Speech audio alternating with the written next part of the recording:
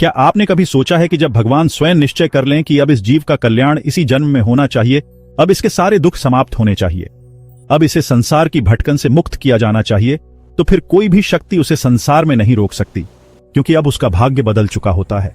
शास्त्रों में कहा गया है, जब कोई जीव अनगिनत जन्मों तक संसार में भटकता है, जब उसने असंख्य पुण्य एकत्र किए होते हैं, जब उसका हृदय पुकार उठता है, तब भगवान की कृपा प्रकट होती है और उस कृपा का पहला चिन्ह होता है संत समागम। जीव को सत्संग की प्राप्ति होती है। अब उसका मार्ग बदलने लगता है। अब वह संसार के भोगों में रस नहीं लेता, अब उसकी बुद्धि भगवान में स्थिर होने लगती है। अब उसे संसार का जाल बंधन जैसा प्रतीत होता है। वही जीव जो कभी विषयों में आसक्त था, अब वैराग्य की ओर अग्रसर हो जाता है। वही जीव जो केवल शरीर को ही सब कुछ मानता था, अब आत्मा को पहचानने लगता है। यह भगवत कृपा का स्वरूप है।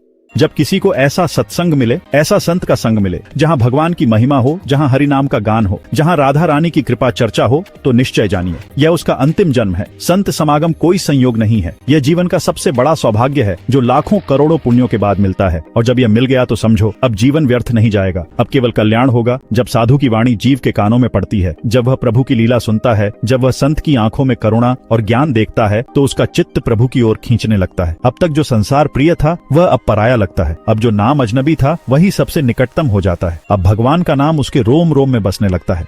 प्रभु की कृपा का रहस्य यह है कि वह अहेतु की होती है, बिना किसी कारण के होती है, बिना किसी पात्रता के होती है। वह स्वयं चुनते हैं किसे कब और कैसे बुलाना है, और जब वह बुला लेते हैं तब सब कुछ बदल जाता है। जो जीवन भर कहता था मैं कुछ नहीं कर सकता, अब वही कहता है कि प्रभु कृपा करेंगे। जो जीवन भर कहता था मेरा कुछ नहीं हो सकता, अब वही कहता है कि प्रभु मेरे हैं और मैं उनका हूँ। अब वह जीव बाहरी सहारे नहीं ढूंढता, अब वह जानता है कि संसार में कोई सच्चा साथी नहीं है, कोई मित्र नहीं है, कोई रक्षक नहीं है। अब उसका हृदय केवल श्री कृष्ण का नाम जपता है।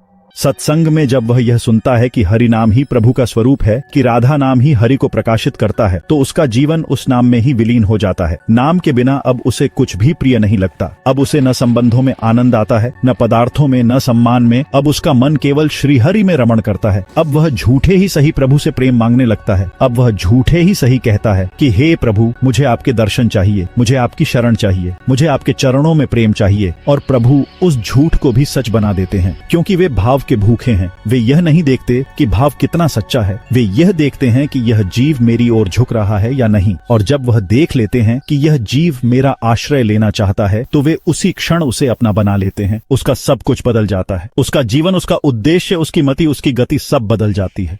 पूज्य संतजन कहते हैं कि यदि तुमने एक बार भी हृदय से प्रार्थना की कि हे प्रभु मेरा भजन बन जाए, हे प्रभु आपकी स्मृति निरंतर बनी रहे है, प्रभु आपके चरणों में प्रेम हो जाए, तो उस क्षण से कृपा का कार्य आरंभ हो जाता है। लेकिन कृपा का कार्य जैसा हम सोचते हैं वैसा नहीं होता। वह हमारी हर उस वस्तु को हटाने लगते हैं जिससे हमारा राग जुड़ा हुआ होता है। वे हर उस बंधन को तोड़ने लगते हैं जो हमें उनसे दूर करता है। और जब ऐसा होता है तो जीव घबरा जाता है, कहता है जब से भजन शुरू किया सब विपरीत हो गया। कोई सम्मान नहीं देता, लोग दूरी बना लेते हैं, अपमान मिलता है, परिवार में प्यार नहीं मिलता। लेकिन यही तो कृपा है, क्योंकि जब तक तुम्हारा मन इधर उधर भटकता रहेगा तब तक अनन्यता नहीं आएगी। और जब तुमने मांगा हे प्रभु मुझे प्रेम दो, तो प्रभु तुम्हें अनन्य बना रहे हैं।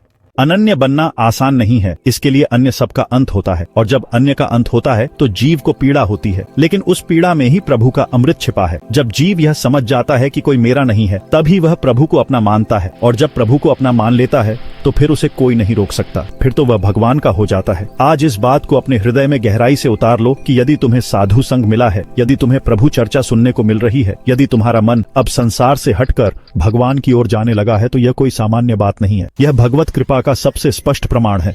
इसलिए अब रुक जाओ, अब केवल एक ही संकल्प लो कि हे प्रभु अब आपका नाम ही मेरा जीवन है, अब आपकी शरण ही मेरी मंजिल है, अब आपका प्रेम ही मेरा लक्ष्य है। और बस ये संकल्प ही सब कुछ बदल देगा। ये विश्वास ही तुम्हें भवसागर से पार कर देगा। ये श्रद्धा ही तुम्हें श्री कृष्ण के चरणों में पहुंचा देगी। अब कोई संशय मत रखना, अब केवल भरोसा रखो कि मेरे प्रभु मुझे छोड़ नहीं सकते। मेरे प्रभु ने जब मुझे चुना है तो अब मुझे पूर्ण बनाए बिना नहीं छोड़ेंगे। जो लोग आज प्रतिकूल हो गए हैं, जो संसार से कटाव हो गया है, जो अपमान मिलने लगा है, वह सब तुम्हें प्रभु के और निकट ले जा रहा है। और यही तो प्रेम की शुरुआत है। अब एक ही मार्ग है, हरि नाम का मार्ग, राधा नाम का मार्ग। यही अंतिम उपाय है, यही अंतिम लक्ष्य है, और यही जीवन का सबसे बड़ा सौभाग्य है। राधे राधे, धन्यवाद।